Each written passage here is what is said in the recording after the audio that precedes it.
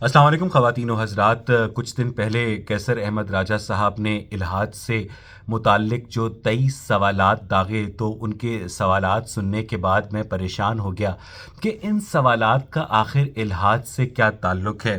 तो जो सवालात राजा साहब ने किए, उनके जवाब मैं फ़ौरन इसलिए नहीं सबमिट कर सका कि कुछ दिनों से मेरी तबीयत नासाज थी, और मैं जब डॉक्टर के पास गया तो डॉक्टर ने मुझे बताया कि कैसर अहमद राजा के अल्लाह ताला ने जो आपका गला बनाया है उसमें कुछ जरासीम भी बनाए हैं, जिनकी वजह से आपकी तबीयत नासाज है। फिर डॉक्टर साहब ने मुझे दवाई दी, तो अब मैं काफ़ी बेहतर महसूस कर रहा हूँ। तो इससे पहले कि मैं राजा साहब के सवालों की जानिब आऊँ, तो एक सुहाग रात के ऊपर दुल्हन बहुत मग़मूम बैठी थी, तो उसके शौहर ने फ़रते जज़्बात में पूछा कि तुम इतनी गमज़दा क्यों हो। तो उसके ऊपर बीवी ने रूहानसी होकर कहा कि मैं जब भी डेट पर जाया करती थी तो मेरा बॉयफ्रेंड मुझे हर जगह 23 चुम्मियाँ किया करता था। तो उस पर शौहर ने बॉयफ्रेंड के मुतालिक दरियाफ़्त करने की जगह ये कहा कि मैं भी तुम्हें हर जगह 23 चुम्मियाँ करूँगा। तो राजा साहब, अगर हमने आपसे कुरान के 23 सालों में लिखे जाने की मुनासबत से 23 सवाल किए थे, तो आप भी हमसे 23 सवाल दागने की जगह काम के 20, 15 या 10 सवाल भी कर सकते थे, तो हम उनका जवाब भी आपको उसी तरह देते। बहरहाल आपने जो होमवर्क दिया था वो मैंने कर लिया है। आपका पहला सवाल राजा साहब ये था कि इल्हाद का दावा है कि हर चीज़ मादी है, मेटेरियलिस्टिक है, आपका जिस्म एटॉमिक लेवल पर एग्जिस्ट करता है, लेकिन हकीकत ये है कि आपको गुस्सा भी आता है, खुशी भी होती है, फ़िक्र भी होती है, आपके अंदर फ़हम भी है, दानिश भी है। क्या आप दुनिया को ये यकीन दिलाना चाहते हैं कि आपके एटम्स की कन्फिग्रेशन इस तरह से हुई है कि आज ये तमाम इमोशंस आपके अंदर पाए जाते हैं? तो ये राजा साहब ने सवाल किया था। तो राजा साहब, इल्हाद का ऐसा कोई दावा नहीं है कि हर चीज़ मादी है या मादी नहीं है, ये इल्हाद का मसला ही नहीं है। इल्हाद सिर्फ़ और सिर्फ मजहबी खुदा की मौजूदगी से इनकार का नाम है। जिस मजहबी खुदा का तारुफ़ आप अपने मज़हब के ज़रिए हमसे करवाते हैं, तो जब हम उस खुदा के मुबैना एट्रीब्यूट्स का मंतकी तज्ज़िया करते हैं तो हासिल जवाब 0/0 आता है। रही बात कि हमारा जिस्म एटॉमिक लेवल पर एग्जिस्ट करता है या नहीं, तो जनाब हज़रत अब्दुल कादिर जिलानी या हज़रत मुइनुद्दीन चिश्ती के अलावा छिपकली और चमगादड़ का जिस्म भी एटॉमिक लेवल पर एग्जिस्ट करता है, मगर उसके बावजूद छिपकली और चमगादड़ फ़िक्र, फ़हम और दानिश से महरूम हैं। ये फ़िक्र, फ़हम और दानिश या गुस्सा या खुशी उस हायर इंटेलिजेंस की मैनिफेस्टेशन है जो एवोल्यूशनरी चेन के ऊपर खड़े हुए जानदारों में नज़र आती है। जैसे आपको मुझ पर गुस्सा आता है कि मैं आपके मज़हब को झूठा क्यों कहता हूँ, वैसे मुझे भी खुशी होती है कि आप हमारे सवाल पूरी दुनिया में फैलाते हैं। ये गुस्सा या खुशी उस वायरस या बैक्टीरिया को नहीं हो सकती जो आपके गले या बड़ी आंत में एग्जिस्ट करता है। हालांकि वायरस और बैक्टीरिया की एटॉमिक एग्जिस्टेंस से आप इनकार कर सकते हैं, न मैं। दूसरा सवाल राजा साहब का ये था कि अगर हर चीज़ मैटेरियलिस्टिक है तो सेंस ऑफ जस्टिस या मोरालिटी जो है उसे आप किस ग्राउंड में एग्जिस्ट करते हैं, क्योंकि ये सब चीज़ें तो मेटाफिजिकल हैं। वाह राजा साहब, वाह राजा साहब, सेंस ऑफ जस्टिस या अखलाकी शऊर मेटाफिजिकल नहीं है, ये उस 1400 ग्राम के दिमाग का फंक्शन है जो आपकी खोपड़ी या स्कल के अंदर पाया जाता है। अगर आपका जिस्म एग्जिस्ट नहीं करेगा तो आपका दिमाग एग्जिस्ट नहीं करेगा। अगर आपका दिमाग एग्जिस्ट नहीं करेगा तो उसमें न्यूरल सर्किट्स की म्यूचुअल कनेक्टिविटी एग्जिस्ट नहीं करेगी, और अगर उसमें म्यूचुअल कनेक्टिविटी एग्जिस्ट नहीं करेगी तो फिर ख्यालात कहाँ से आएंगे, और उनमें से मखसूस ख्यालात को आप सेंस ऑफ जस्टिस या अखलाकी शऊर भी कहते हैं। वैसे इस सवाल का इल्हाद से क्या ताल्लुक है? और ये भी बताइएगा कि मट्टी के पुतले में रूह फूंकने से आदम कैसे पैदा हुए, और उनकी बाएं पसली से हव्वा 9 माह की पैदा हुई थी या 18 साल की? राजा साहब का तीसरा सवाल यह है कि इंसानी शऊर या कॉन्शियसनेस बजाते खुद एक मेटाफिजिकल चीज़ है, ना ही हमारे पास कोई इर्तकाई वजाहत या सबूत है कि कभी हमारा इंसानी शऊर इर्तका पजीर हुआ। तो अपने शऊर को आप किस तरह से जस्टिफाई करेंगे या उसकी वजाहत करेंगे? वैसे राजा साहब, آپ کے پاس نا مواد کی کافی کمی ہے، پڑھنا لکھنا آپ نے کافی عرصے سے چھوڑ دیا ہے۔ آپ کا سوال نمبر 3 آپ کے سوال نمبر 2 کی ری فریزنگ ہے۔ سوال نمبر 2 میں جسے آپ سینس آف جسٹس یا اخلاقی شعور کہہ رہے ہیں، سوال نمبر 3 میں اسے آپ کانشیسنس کہہ رہے ہیں۔ اور یہ جو کانشیسنس ہے کوئی میٹا فزیکل فنومینا نہیں، بلکہ اسی 1400 گرام کے فزیکل دماغ کی مینیفیسٹیشن ہے۔ اور ویسے اس سوال کا الحاد سے کیا تعلق ہے؟ اور یہ بھی بتائیے گا کہ مٹی کے پتلے میں روح پھونکنے سے آدم کیسے پیدا ہوئے، اور ان کی پسلی سے حوا 9 ماہ کی برآمد ہوئیں یا 18 سال کی؟ راجہ صاحب کا چوتھا سوال یہ ہے جناب کہ اگر آپ شعور یا کانشیسنس کو دماغ کہیں، جو کہ کچھ ملحدین کہتے ہیں، تو اگر آپ کا دماغ ہی بتا رہا ہے کہ ایتھیزم ہی ٹھیک ہے یا ایوولوشن ہی ٹھیک ہے، تو یہ دماغ ایک ارتقائی عمل کا پروڈکٹ ہوا، اور ارتقا خود رینڈم، بلائنڈ، ڈائریکشن لیس اور irrational ہے، تو آپ کیسے اس دماغ پر اعتبار کر سکتے ہیں کہ یہ ٹھیک آپ کو انفارمیشن دے رہا ہے؟ بہت اچھا سوال ہے، ویسے مجھے آپ اتنے اچھے سوال کی آپ سے توقع نہیں تھی۔ اگر دماغ راجہ صاحب ارتقائی عمل کا نتیجہ نہ ہوتا تو اس میں خیالات کے حوالے سے، ذہانت کے حوالے سے اتنی ویریشن نہ ہوتی، آپ اتنے ذہین اور میں اتنا کم عقل نہ ہوتا۔ اگر انسانی دماغ آپ کے اللہ کی تخلیق ہوتا تو احسن التقویم کی تخلیق میں یونیفارمٹی ایگزسٹ کرتی، جو کہ نہیں ہے، اور جو اس بات کا ثبوت ہے کہ ارتقا ہوا اور ویرنگ ڈگری آف کانشیسنس انسانوں میں مینیفیسٹ ہوئی۔ اور اگر آپ کو انسانی دماغ پر اتنا شک ہے کہ وہ ٹھیک انفارمیشن یا انالیسس نہیں دے سکتا، تو راجہ صاحب پیغمبر اسلام حضرت محمد مصطفیٰ صلی اللہ علیہ وآلہ وسلم یا حضرت ابو بکر صدیق یا حضرت عمر فاروق کے انسانی دماغ ان کو ٹھیک انفارمیشن اور انالیسس کیسے دے دیتے تھے؟ ہو سکتا ہے وہ جسے جبریل سمجھ رہے ہوں وہ ان کا وہم ہو، نہیں راجہ صاحب؟ پھر راجہ صاحب نے 5واں سوال ڈالا کہ اگر ایتھیزم درست ہے اور ہر چیز کی ماہیت میٹر ہی ہے، تو آپ ایبسٹریکٹ اینٹیٹیز کی کیسے وضاحت کرتے ہیں؟ مثال کے طور پر میتھس کی اگر 2 اور 2 4 ہوتے ہیں تو ہم دماغ کھولیں تو ان میں سے کسی نیورون میں ہمیں کیلکولیشن ہوتی نظر نہیں آتی۔ اگر ہر چیز میٹیریلسٹک ہے تو یہ کیلکولیشن کہاں ہو رہی ہے؟ آپ نے سوال نمبر 2 اور سوال نمبر 3 کو دوبارہ سوال نمبر 5 میں ریفریز کیا ہے۔ سینس آف جسٹس یا اخلاقی شعور یا میتھمیٹیکل کیلکولیشن اسی کانشیسنس کی مینیفیسٹیشن ہے جو آپ کے 1400 گرام کے دماغ میں ایگزسٹ کرتی ہے۔ اگر 2 جمع 2 4 انسانی دماغ میں نہیں ہوتے تو پھر کیا سدرۃ المنتہا میں ہوتے ہیں راجہ صاحب؟ پھر راجہ صاحب نے 6واں سوال داغا کہ اگر مورالٹی کی کوئی الٹیمیٹ فاؤنڈیشن نہیں ہے تو ہم اسے آبجیکٹیولی کیوں لیتے ہیں؟ مثال کے طور پر ایک ملحد کے نزدیک سینس آف ڈیوٹی مختلف ہو سکتی ہے اور دوسرے کے نزدیک اس سرے سے ہو ہی نہیں سکتی۔ آپ سے کس نے کہا راجہ صاحب کہ موریلٹی کی کوئی فاؤنڈیشن نہیں ہے؟ موریلٹی کی فاؤنڈیشن میوچل کو ایگزسٹنس ہے۔ میں کسی کو قتل نہیں کروں گا تاکہ میں بھی قتل ہونے سے محفوظ رہ سکوں۔ میں کسی کا مال چوری نہیں کروں گا تاکہ کوئی میرا مال بھی چوری نہ کرے۔ میں کسی کی عورت کا ریپ نہیں کروں گا تاکہ کوئی میری عورت کا ریپ بھی نہ کرے۔ اور یہ یونیورسل موریلٹی پورے انسانی سماج میں ایگزسٹ کرتی ہے۔ اور معاف کیجئے کہ اگر آپ صرف اللہ کے خوف سے کسی عورت پر جنسی حملہ نہیں کرتے تو آپ صرف اور صرف ایک مورل انسان نہیں ہیں بلکہ زنجیروں کے ساتھ بندھے ہوئے جانور ہیں۔ پھر راجہ صاحب کا سوال نمبر 7 یہ تھا کہ ہماری کائنات میں میس اور انرجی کی تقسیم اتنی پیچیدہ ہے کہ اس کی پروبیبلٹی 10 ریز ٹو پاور 123 ہے۔ کیا آپ واقعی سمجھتے ہیں کہ یہ ایک حادثہ ہے؟ ویسے جس سائنسدان نے راجہ صاحب آپ کو یہ اسٹیٹسٹیکل پروبیبلٹی بتائی ہے اس کا اسلامی نام مجھے ضرور بتائیے گا۔ برٹن رسل نے اپنی کتاب why I am not Christian میں آپ کی اس بات کا جواب دیا ہے کہ اگر آپ لوڈو کھیلتے ہوئے ڈائس کا دانہ پھینکے اور 6 آئے تو وہ ایک اتفاق ہے، دوسری مرتبہ بھی 6 آئے تو وہ بھی ایک اتفاق ہو سکتا ہے، لیکن اگر ہر مرتبہ 6 آئے تو وہ ایک ڈیزائن ہوتا ہے۔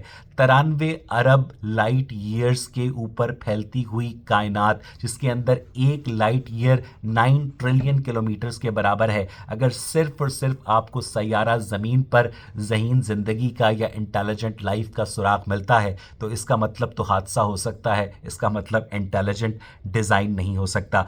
फिर राजा साहब ने सवाल नंबर 8 ये दागा कि अगर पिछले सवाल का जवाब हादसा है तो कायनात में इतना नज़्मो ज़ब्त क्यों है? मिसाल के तौर पर रिपल्सिव और अट्रैक्टिव फोर्सेस के दरमियान ये जो सारी वेरिएशन होती है सब एटॉमिक लेवल पर, शायद वो ये कहना चाह रहे थे सुपरनोवाज जो एग्जिस्ट करते हैं। वैसे सुपरनोवा होना कोई नज़्मो ज़ब्त की निशानी नहीं है, वो स्टार का फटना होता है। क्या अरबों सालों से अरबों हादसात हो रहे हैं और आज उन हादसात का नतीजा आप हैं? ये खूबसूरत कायनात, ये हमारा इकोसिस्टम, क्या ये रैशनैलिटी है? ये राजा साहब का सवाल नंबर 8 है। बिल्कुल ठीक कह रहे हैं आप राजा साहब, काफ़ी नज़्मो ज़ब्त नज़र आता है हमें कायनात के अंदर। ज़लज़ला जो है सिर्फ अल्लाह भला करे आपका मंगल को आता है, हरिकेन उनके लिए मखसूस है कि वो सिर्फ और सिर्फ बुध को आते हैं। जंगलों में आग जो है वाइल्ड फायर सिर्फ जुमेरात को लगती है, वबाएं सिर्फ जुमे को फूटती हैं, और अर्थ के ऊपर जितनी भी मैस एक्सटिंक्शंस हुई हैं वो सारी की सारी हफ्ते वाले दिन हुई हैं। सैलाब सिर्फ इतवार को आते हैं, टॉर्नेडो सिर्फ सोमवार को आते हैं। ये सारी कुदरती आफात जो हैं इनको आप किस खालिक के खाते में डालेंगे? अगर आपको अपने एक फ़र्ज़ी खालिक की सन्नाई नज़र आती है तो उसी फ़र्ज़ी खालिक के खाते में ये डिस्ट्रक्शन आप क्यों नहीं डालते? फिर राजा साहब ने सवाल नंबर 9 किया कि अगर पिछले सवाल का जवाब रैशनैलिटी है तो हम इसे रैशनैलिटी क्यों कहें? अगर आप चांसिज्म पर खड़े हैं, आपको रैशनलिस्ट की जगह चांसिस्ट क्यों ना कहा जाए? ये राजा साहब का सवाल नंबर 8 था। तो राजा साहब बात यह है कि जिन कुदरती आफात का मैंने पिछले जवाब में जिक्र किया, अगर वो आपके नज़दीक आपके परफेक्ट क्रिएटर की परफेक्ट क्रिएशन की मैनिफेस्टेशन है तो फिर मैं आपकी परफेक्ट क्रिएशन की या परफेक्ट क्रिएटर की तारीफ समझने से कासिर हूँ। अगर कुदरती आफात की मौजूदगी कायनाती नज़्मो ज़ब्त की नफ़ी करती है तो फिर आप मुझे रैशनलिस्ट कहें ना चांसिस्ट, बल्कि खाकसार को अगर आपने गालियाँ देनी ही हैं तो उन गालियों के अलावा आप मुझे नेचुरलिस्ट कहकर याद कर लिया करें तो मैं हाजिर हो जाऊंगा। फिर राजा साहब ने सवाल नंबर 10 ये किया कि अगर हर जिंदगी के शुरू होने के लिए प्रोटीन्स चाहिए तो प्रोटीन्स तो एक सेट ऑफ इंस्ट्रक्शंस के ऊपर बनते हैं। अब ये मालूमात डीएनए से आरएनए में जाती हैं, आरएनए में इनकी वेरिफिकेशन होती है, वो राइबोसोम में जाती है जिनमें प्रोटीन जन्म लेता है। अब डीएनए जो कोडॉन्स जनरेट करता है, अब अगर उसके पीछे कोई इंटेलिजेंस नहीं है या इंटेलिजेंट डिज़ाइन नहीं है तो ये सब इतनी सन्नाई आपको कैसे नज़र आती है? ये सब मालूमात डीएनए के पास कहाँ से आती हैं? तो राजा साहब आप तो खुद जो है प्रोसेस ऑफ एवोल्यूशन को अफर्म कर रहे हैं और उसको अपने एक फ़र्ज़ी खुदा को एट्रीब्यूट कर रहे हैं। अगर आपके नज़दीक ये इंटेलिजेंस डिज़ाइन नहीं है, अगर आपके नज़दीक एक इंटेलिजेंट डिज़ाइन है और ये नेचुरल सिलेक्शन नहीं है तो फिर आप अपनी इस रिसर्च को पब्लिश करके अनकरीब स्वीडन के अंदर जो नोबेल प्राइज़ की सेरेमनी है उसमें अपना नोबेल इनाम क्यों नहीं हासिल कर लेते? वैसे ये जो आपने जिन सेट ऑफ इंस्ट्रक्शंस का जिक्र किया है, ये प्रोटीन्स को सेट ऑफ इंस्ट्रक्शंस आपका अल्लाह देता है और फिर प्रोटीन्स अल्लाह मियाँ की बात मानने से इनकार करके हीमोफीलिया, थैलेसीमिया, कैंसर, एड्स और दीगर बीमारियों के ऐसे सेल जनरेट करती हैं कि आप लाख हुवल शाफी पढ़ें, चूल्हा जो है सिर्फ और सिर्फ गोरकन के घर का जलता है। फिर राजा साहब ने सवाल नंबर 11 किया कि अगर नेचुरल सिलेक्शन सर्वाइवल के लिए बेस्ट ट्रेड्स को सिलेक्ट किया करता है तो हमारी जो रैशनैलिटी है या कॉग्निशन है उनमें से किसी का ताल्लुक सर्वाइवल के साथ नहीं है, ये क्यों सिलेक्ट हुए?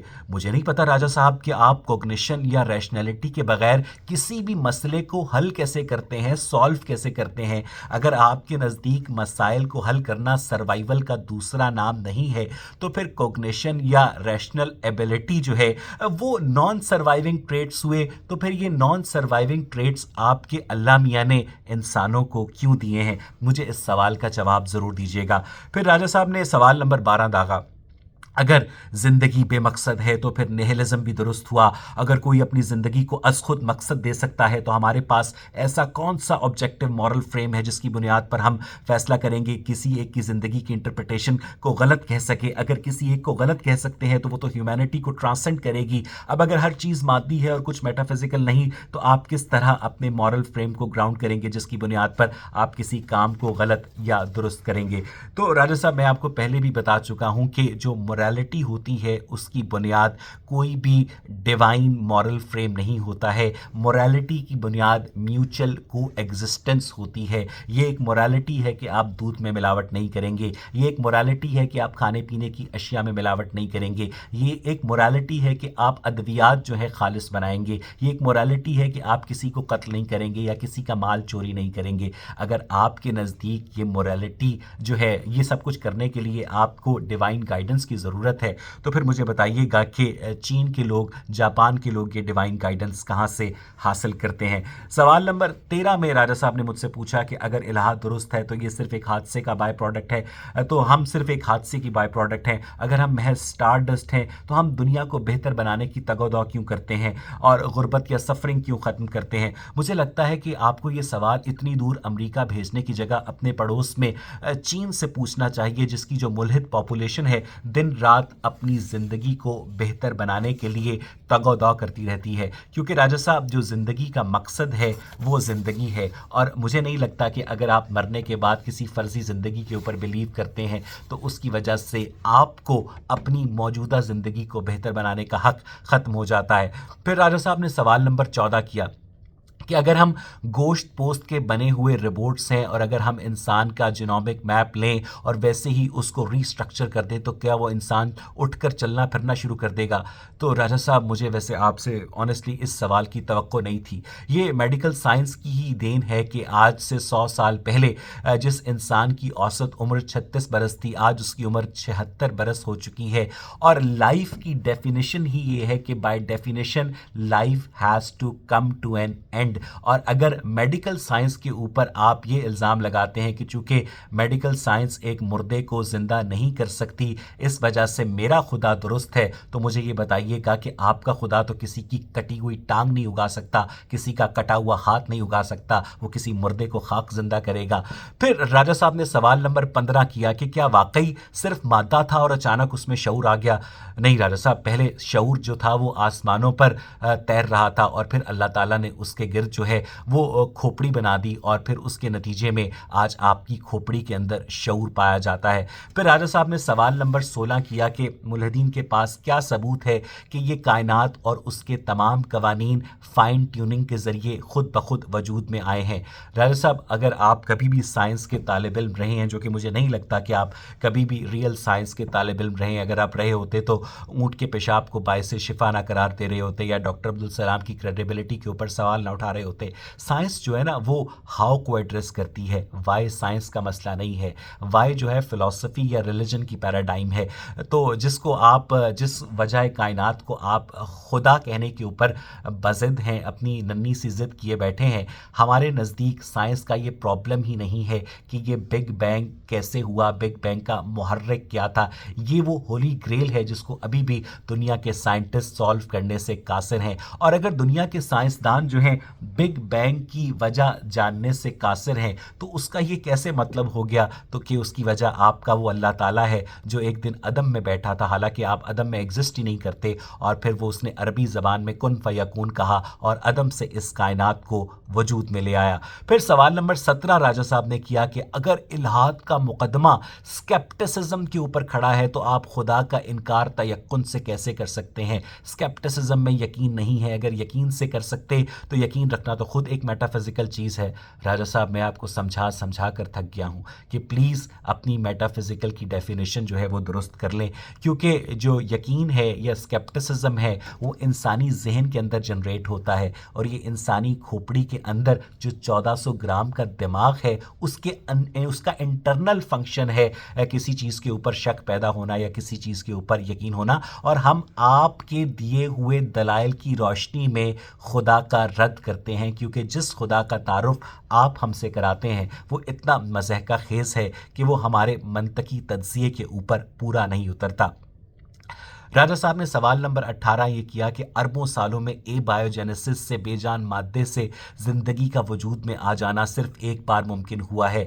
आप लोग उसे मिलर यूरी एक्सपेरिमेंट जैसे तजर्बात का बताकर लोगों को मिसगाइड करते हैं। अगर बेजान मादे से ज़िंदगी वजूद में आ सकती है तो इसका क्या सबूत है, और अगर नहीं आ सकती तो आपका दावा धरे का धरा रह जाता है।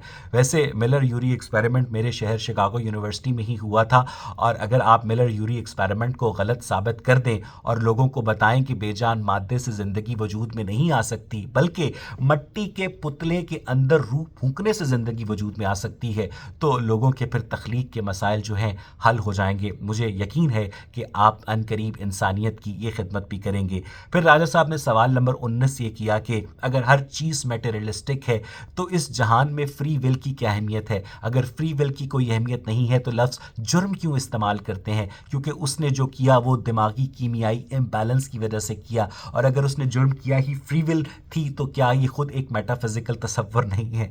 वैसे राजा साहब, इल्हाद का जुर्म से क्या ताल्लुक़ है? अगर कोई भी इंसान जो है म्यूचुअल को एग्जिस्टेंस के उसूलों से इनहराफ करेगा, अपने हिस्से से बढ़कर माल कमाने की कोशिश करेगा, किसी को अपनी इंटरनल सेटिस्फैक्शन के लिए कत्ल करेगा या किसी का रेप करेगा, तो उसके दिमाग के बैलेंसेस या इम्बैलेंसेस मालूम करने की जगह स्टेट हरकत में आएगी और उसे सज़ा देगी।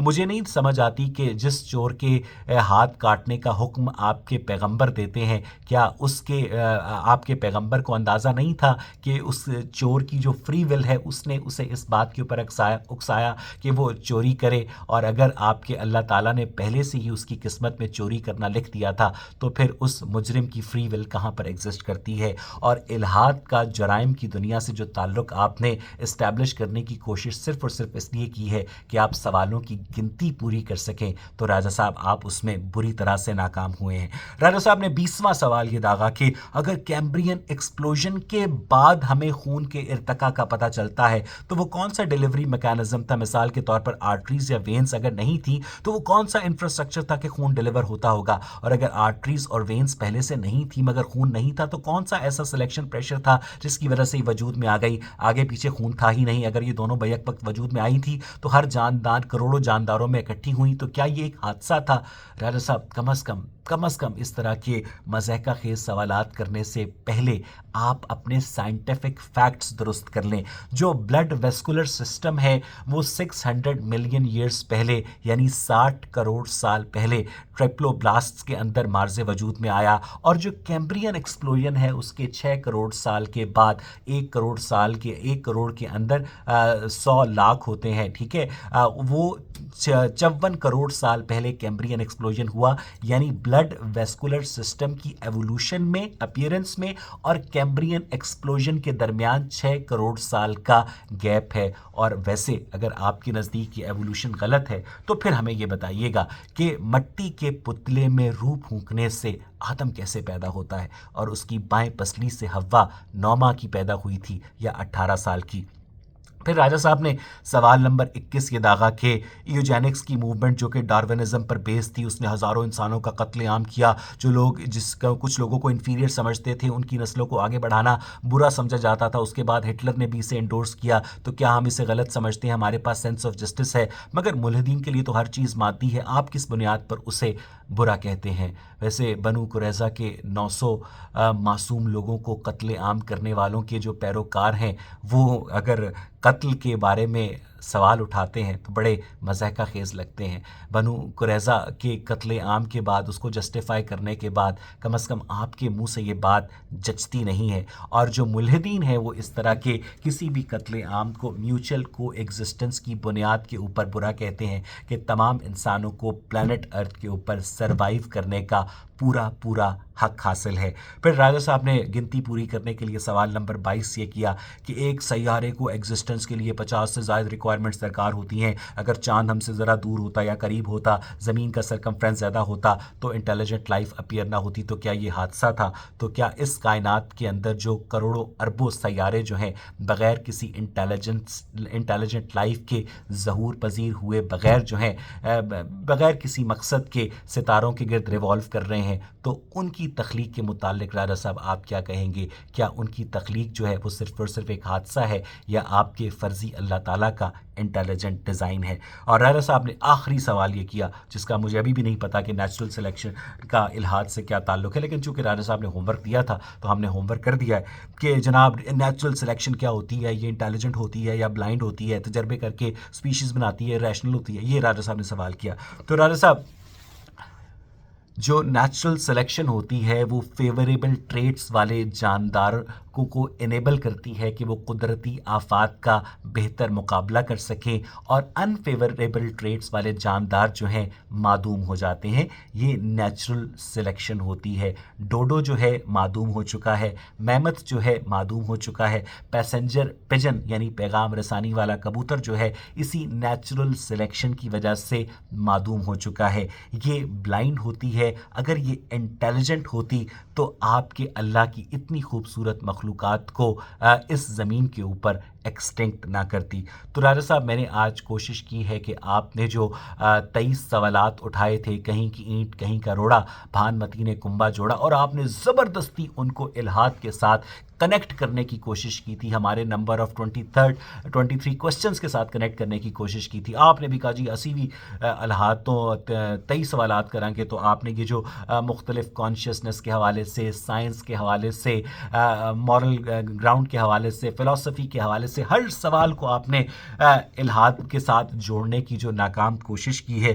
ویسے میں اس کوشش کے اوپر آپ کو ضرور مبارکباد دیتا ہوں کہ چلیں آپ نے کوشش تو کی، اور میں نے جن سوالوں کے آپ کو جواب دیے ہیں، اگر ان جوابوں کے بعد مزید بھی آپ کے ذہنوں میں کوئی اشکال پیدا ہو تو مجھے ضرور بتائیے گا. اور ویسے میں سمجھتا ہوں کہ آپ کے دلوں کے اوپر جو ہے بقول آپ کے، جس طرح آپ کہتے ہیں کہ آپ کے اللہ تعالیٰ دلوں کے اوپر مہر لگا رکھتے ہیں، تو اگر دل کی جو انڈرسٹینڈنگ ہے اس سے مراد ریئل انڈرسٹینڈنگ ہے تو پھر آپ کے فرضی اللہ تعالیٰ نے آپ کے دل کے اوپر بھی مہر لگا رکھی ہے. یہ جو سائنٹیفک فیکٹس ہیں نہ آپ دیکھ سکتے ہیں، نہ سمجھ سکتے ہیں، نہ ان کو انڈرسٹینڈ کر سکتے ہیں.